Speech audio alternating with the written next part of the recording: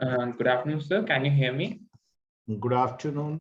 I can hear you very loudly, and thank you for inviting me today here. Thank you for coming, sir. Shri Kumar Shekhar Vijendra, sir, is the Chancellor of Shobit University, Meerut, and Shobit University, Kanpur. He is the founder and executive trustee of Nice Society, a non-profit organization. For the last 28 years, he has been instrumental in the development of a number of educational, social, and health organizations, include including the two esteemed universities in our country. Presently, he plans, advises, and initiates development of academic and skill training institutes worldwide, especially in the countries with substantial Indian diaspora. We also have with us Dr. Poonam Devdutt, Director, Center for Psychology and Human Behavior of Shobit University. Welcome, sir, and welcome back. Thank you. So, sir, today we have students with us from all over the world. They are here to listen to you. So, sir, in the past couple of years, how do you think that, there has been many adoptions in the education system of a country, and due to the new education policy also, there have been a lot of improvements. So, sir, how do you think that, that is going to change the future of a country?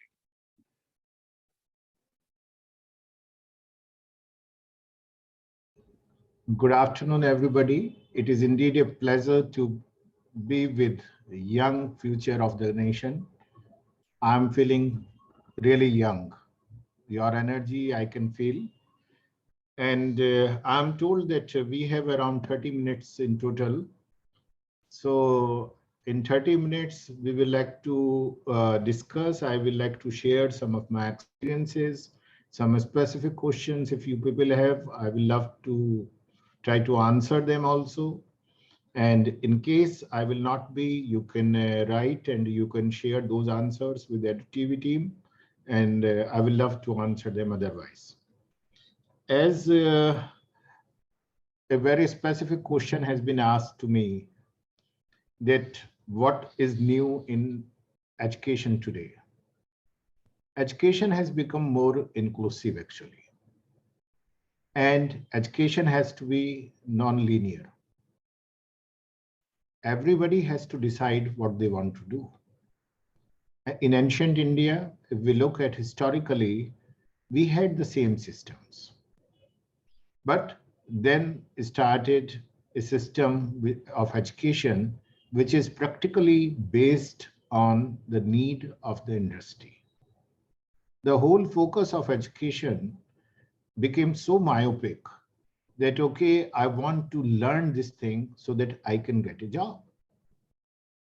So getting a job became the purpose of education in last few decades.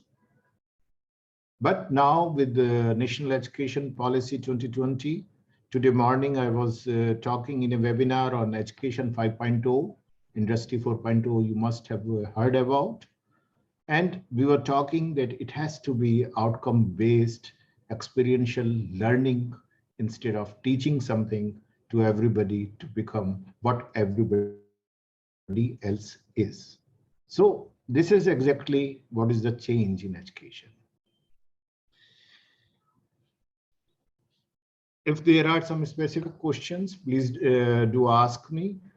Otherwise, I can start. I can speak Sure, for sir. 20 minutes non-stop, but I know it will be more a monologue, and nobody loves a monologue. So even I wish to have a dialogue. So over to you. If any question is there, you can ask me, or otherwise I will reintroduce myself, and I will share my journey, what I did, what I'm doing, and how you can contribute in empowering the nation, the world, through your energy, your education. Sure, sir. Sir, we are very eager to hear that, sir. Okay, fine. So first of all, like as it was mentioned that I am the co-founder and chancellor of two universities. When I was of your age, I was not knowing what I have to do. I remember when I was a child, I wanted to become a doctor. When I started reading books, I wanted to become a writer. When suddenly I started reading some of the writers of Russian language, Pushkin, Dostoevsky, and others, suddenly I fall in love with Russian language. I went to Moscow to learn the language. Then one fine day, I decided I should become somebody else. And destiny was that I have to come back to education and I have to do what actually in back of my mind must be there I wanted to do. So the first thing, what I learned from my life and what I wish all of you, we have 100 participants, wonderful number. What I wish you people to ensure that start shouting your dreams loud. Shout your dreams loud. Because many times by the time you will start talking about your dreams, you will start thinking about your dreams, it will be late. You have to dare not only to dream, but dare to shout your dreams loud and let people laugh on you. Let people think you are crazy. Because those who can shout their dreams, they can achieve, they can do their dreams. Today is National Youth Day. National Youth Day we celebrate on the birth anniversary of Swami Vivekananda, a young icon of this nation. And he said, arise, awake, and don't stop till the goal is achieved. So the most important thing for all of you, you must be in 11th, 12th, and different schools having different targets, is to arise. It's not just to rise early in the morning. Mentally, you have to, your attitude has to be such where you say, yes, I have to do it. Awake yourself, your inertia. Yes, I will do that and achieve. Achievement will come. This is what we learned in tough way. We started our journey. Today we talk about startups. I remember we also had a startup. Every entrepreneur is a startup. Even if somebody started, maybe in your family started a business 50 years back with a scratch, it was a startup. Nomenclature was not there. This jargon was not there, but startups were there. I remember when we started, we had less money, but a lot of enthusiasm. So I always say with pride that in the city of Meerut, I did everything every entrepreneur must have done or maybe doing. Very small things. Started with very small things, but with determination and a dream. This is very important, but you all have to have. Some points I chalked out, I wanted to share with you, and I do not know, but I will. And the most important thing that everybody wants to be successful. If there is anybody who is not willing to be successful in life, I do not think so. And we do not think so. Everybody wants to be successful. Yes, sir. But generally, the definition of success is limited. That if I will become an engineer, I will be successful. If I will become a doctor, I will be successful. If I will do this thing, I will be successful. If I will get a job in multinational, Google, Amazon, or whatever, I will be successful. You know, the most important thing is that this success is very small and very myopic. What I wish to see in my young boys and girls of today, that whenever you are thinking of your success, please ensure to think that how your success will contribute in the progress of the society and nation. If it is a very selfish success you are planning, or it will having an impact on the society also. Think bigger. And then you will be able to be very satisfied with your success and contribution will start. Otherwise, after You complete your 30, 35 years of age, you start feeling, oh, I'm doing a repetitive job. And world is changing very fast. Artificial intelligence is there. Many other things are there. They will take up all those repetitive jobs. We have to remain what we are, a creative human being. And for that, our success has to start that way. Great, sir. Do what you love the most. Many times we do not know and we do not do. I always say, don't trade your dreams for the desire of others. I want my son to see like an engineer. If you will not go to IIT, it's a sheer waste of your being a student. Don't fall with these things. I've seen many young boys and girls, those who had wonderful talent, but they were misfit. They were not unfit, they were misfit, what they chose. And many times they had to decide later on, I have to change, I have to do something again. That is very important. What is there? Don't trade your dreams with others' desires. Believe in your dreams, do your dreams. It is very, very important. Everybody will tell you and must be telling you, you have to study hard, you have to do that thing so that you can settle down. My advice to all of you today on this National Youth Day and this interaction, never settle down in your life. Never think of settle down. Why I'm telling you, keep learning, keep unlearning, and keep relearning. It does not need that once I will get settled down or once I will get this thing, then I will start. What I mean by keep learning, apart from your course curriculum, we have to learn a lot of things. We have to unlearn many things. This art is not taught in our universities, schools, educational institutes to unlearn. We have to learn that thing, that how to unlearn the things. And relearning. You must have heard about skilling, unskilling, and reskilling. But that skilling part will start later. Initially, it has to be learning, unlearning, and relearning the new things, which is very important. Everybody has a dream to fly high. Yes, sir. I wish to fly high. You have to fly high. My advice to young friends today, fly high, but have an eye on the roots too. It is very important again. Because many times what happens that we fly, we forget where our roots are. We forget to contribute and strengthen those roots. Those roots may be our family. Those roots may be our parents. Those roots may be our native places. Those roots may be in our society, culture. So that is very, very important again, to fly high, but have an eye on your roots and strengthen them. Totally, sir.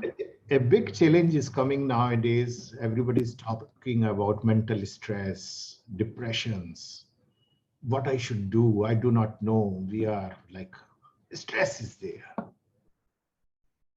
Many no's are in pipeline even after your school. In our life, many times you will encounter a no. People will say no to you. Till you are in school, your family is the only people, those who will say yes to you for everything. I want this thing, okay, yes. I want to do that, okay, yes. But many no's are waiting for you. Remember one thing, that among all those no, never say no to yourself. And the day you will learn not to say no to yourself, no stress will be there. You will be motivated. You will have that anxiety, that energy, enthusiasm to do the things what is required. And the most important thing is, fine, it is good to be a good student. Fine, it is good to have 90%, 99% or 100%. I never saw these numbers in my life. I remember when I was in 10+2, and in my village, only 5 boys, they got first division. First division means 60%. And I was the last one with the exact 60% in 12th. And a sweet distribution was there. Everybody was so happy. We never thought, oh, we said, okay, fine, wonderful. We did our best. We achieved what we deserved. Maybe in future we will do. And nobody is asking me now how many marks you got in your 10th, 12th, and graduation or higher studies. These numbers will remain in your books, in your diaries. Every degree will become a platform ticket only. Your own caliber, your own attitude, your own attributes, they will decide which train you have to ride, a passenger, Malgari, Shatabdi, Rajdhani, or a superfast, whatever. So first, be a good human being. And a good human being is who has a connect with 3H, head, heart, and hand. Think positive, have compassion, and do good. This is the most important thing what our schools, colleges are not teaching, not talking about. And I wanted this thing to be shared today. And the 7th point, what I will like to say, Gautam Buddha said, when somebody asked him what I should do, he said, Appo Deepo Bhava. Be your light yourself. Be your lamp yourself. Not enlighten yourself so that you can light others. And this is what I wanted to say to my young friends. Before you can start your questions to me. And now over to you. Now you can ask me anything, whatever is in your mind or any question which has come to you. We are open for the discussion. First of all, sir, thank you for motivating us. Your journey has been really inspiring, and you have taught us how to follow our dreams. If someone who knows deeply about you, deeply about your journey, they can totally understand that, how you have become so successful. So, sir, even I agree that everyone should focus on their dreams. Sir, one question I had is, in order to achieve our dreams, building up the right skills are very important. And today, even the government and the institutions are, promoting that the right skills should be developed in the students from early on. So, sir, what are some skills you advise students to start working on from early onwards? Some skills you think that can help us out? Okay, there are two types of skills. One is our life skills. One is our technical skills. You all will agree with me that nobody knows in this world that what type of jobs will be required after 5 years. Technology is changing so fast, requirements are changing so fast that we do not know what skills will be required. However, I was reading a report in Harvard Business Review recently, and it was mentioned that 3 important skills. One is computing, has to be there. Everybody should know in today's world. Second was economics. Everybody should learn in today's world. And the third was, again, technical things we have to learn from. But these skills are temporary. Like when I was a student, there was a language called Basic and COBOL. Nobody knows about these languages today. You're talking about Python, you're talking about Java, you're talking about many other languages. But after 5 years, maybe something else will come. So all technical skills, they have a shelf life. So these skills we have to learn, relearn, unlearn time to time, what I was talking about. But the most important skills, what everybody has to have, are life skills. And these life skills, I will say 6 C's are there, which everybody should have. The first skill is to have curiosity. Have curiosity means you should ask questions. Why? How? Why not? What? That curiosity is one skill which we have to develop in our life. Second is courage. Because when I say curiosity, a courage has to be there to be won or out, where you can raise your hand and say, I want to ask this question.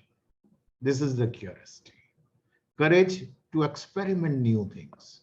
Courage to have experiential learning in our life. The third is compassion. It is very important to have compassion in life. Generally, we all talk about passion in life. Passion is my own. Compassion is for others. And this skill will go with you throughout your life. It will help you in becoming successful. The fourth is collaboration. And why it is so that our life has become very like micro systems are there, micro families are there. We are self-centered. We do not have those opportunities. When we were young, we were every evening we were going out in our mohallas, in our village, to play together. Complete all kids will come out and we will play together. Those opportunities are not there. We have forgotten to collaborate with each other. We have become self-centered. So collaboration is one such skill which has to be there. Communication. We have to communicate. It is not necessary that you speak Hindi, English, or any other language. I started learning English language in my 6th class.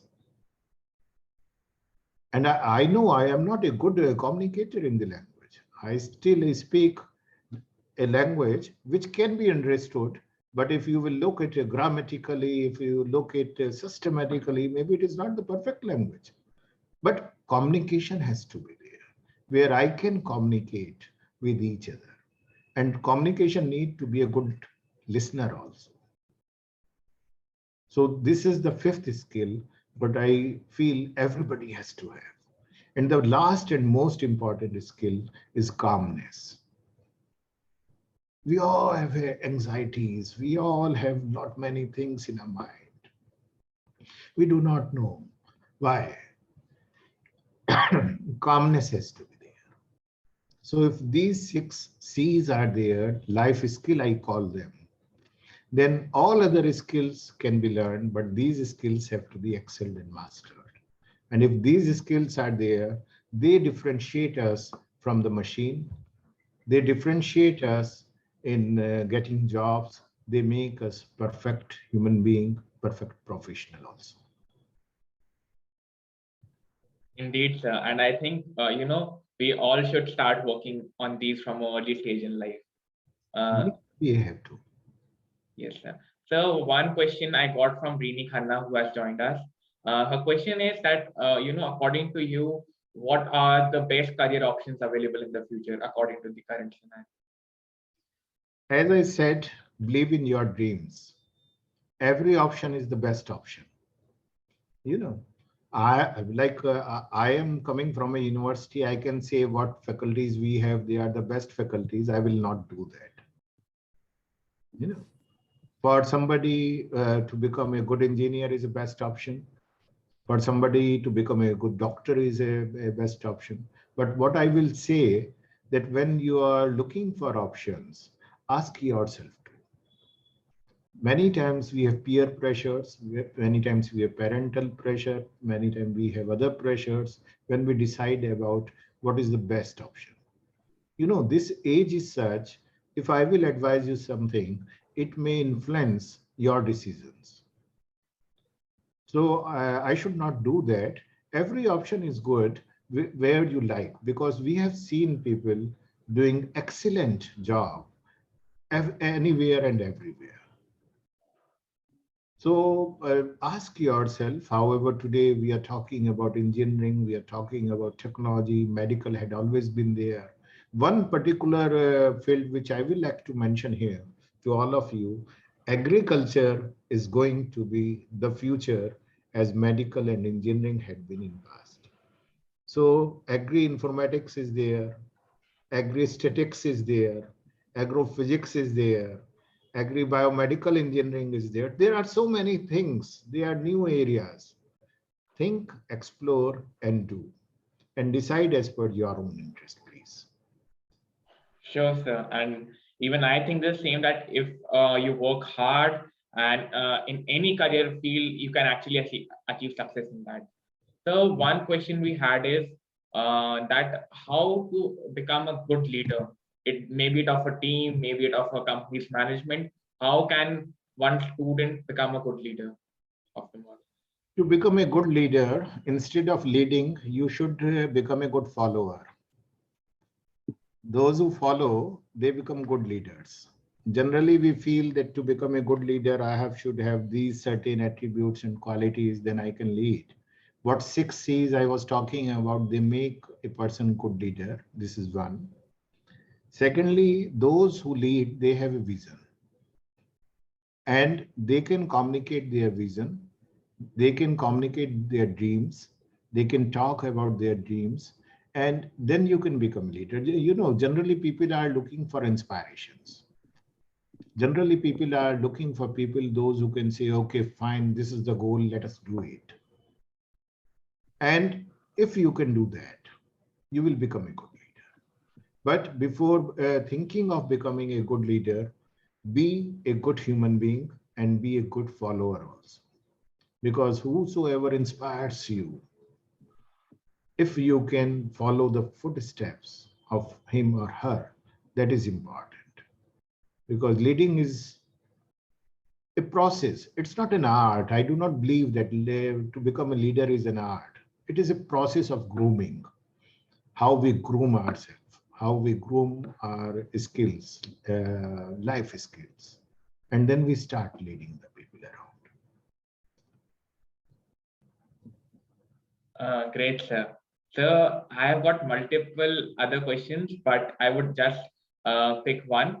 So someone has asked that what drives you to enter into the education field from such a young age? Okay, this is a wonderful question. I wanted this question to come. One, I hail from a family where education had been there since many generations. The first educational institution in the family was established in 1924 by my grandfather. So by default, it came in our DNA that education is one such tool which can empower the society and the nation, and which can change the destiny of an individual in one generation itself. Secondly, as I mentioned, I hail from a small town called Gango of district Saharanpur in Western Uttar Pradesh. After completing our school, we saw that many of the people, especially girls, they had to drop out because higher education was not there. You have to go to the district headquarters, which is Saharanpur, for higher studies. So many of the people were not going there. So that motivated us to decide that we should come in education and we should contribute especially in rural development through education. At both the universities, one university is in Meerut and second one is in Gangu, the town. It is strengthening our roots because that's my native place, and it is transforming the complete ecosystem. I think the best thing you can do is to be in education, to contribute through education in the society. So we are lucky enough and we are blessed that the God, Almighty God, has given us an opportunity to contribute something through education, to empower the nation through education. Thank you, sir. I think on this Youth Day, all of us got a lot to learn from you. You really inspired us to work on our dreams, to focus on our goals, and to give our best for it. So, any parting words for these young students? When I mentioned that you should dream, everybody say dream high, dream high, dream high. I will just like to mention one thing. Dream, deserve, and desire. Many times what happens, we dream, we start desiring our dreams before deserving our dreams, which may lead to frustration, anxieties, confusions. So dream big, deserve your dreams. It means work on your dreams. And once you feel you deserve your dreams, then desire your dreams. I have seen many people, those who deserve many things, but they do not dream. I've seen many people, those who desire many things, but they do not deserve. I've seen many things, many people, those who dream, but neither desire nor achieve anything. So this series has to be there: dream, deserve, and desire. And this is the secret of success: persistent effort with big goals, but small steps will change and bring the change in you. I wish you all the best for your examinations, for your future contribution in developing the nation, the society, empowering it through your wonderful work. Thank you for having me today on National Youth Day with you people. Thank you. Thanks a lot, sir, for joining. Thanks a lot to all the students for joining us today. Wish you a very happy National Youth Day. Now, as we are short of time, so I would be wrapping this meeting. Thanks a lot, sir, for joining. Thank you very much. God bless us all, and please stay safe, and COVID appropriate behavior wherever you are in the world is mandatory. Please maintain that, because it is not making you safe only, you are saving your family, your friends, and everybody around you. Please take care. God bless you. Excuse me, sir. Yes, please. Sir, one question, sir. आपसे एक सवाल पूछना पसंद करेंगे. I'm sorry if I'm taking extra time. No, please ask me. Ji sir. Sir, एक बात पूछनी है. How do we lead the masses? कि अब आप जब जैसे when you see people around, you see leaders around. आप देखते हैं कि वो बहुत they are very good to the masses. People are inspired with them. How do you develop such a personality as to be so that people get inspired? Okay, what's your good name? So my name is Sarim Ahmed. I belong to district Barabanki from UP, okay. And but I live in Noida. Fine. Sarim, why we need to lead the masses? Question is this. Actually, as I said, that if you become an inspiration for the people around, तो लोग आपके पीछे अपने आप चलने लगते हैं. अक्सर हमें ये लगता है कि नहीं, somebody has a magnetic persona and that's why people are behind him or her. ऐसा नहीं है. आप यदि एक इंस्पायरेशन बन जाते हैं किसी भी एरिया में, किसी भी फील्ड में, किसी भी कंट्रीब्यूशन से, तो लोग आपके साथ चलते हैं. और यदि वो सिर्फ भीड़ है, क्योंकि मास और मॉब दो अलग अलग चीजें हैं, यदि वो भीड़ है तो उसके लिए तो हमें एस्पायर भी नहीं करना है.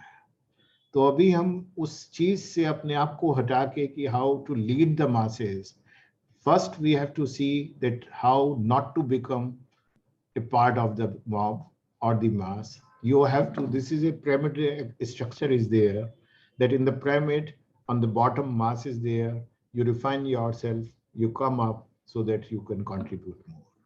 So my advice, sincere advice is, instead of thinking that how to lead the masses, we have to think how to inspire the masses. And for that, we have to work. And I know you people can do it. You all are wonderful people. You can do wonders. Thank you, sir. Thanks, Etan. Thanks a lot for that question. Thank you, sir, for answering it. So now I would be ending the meeting.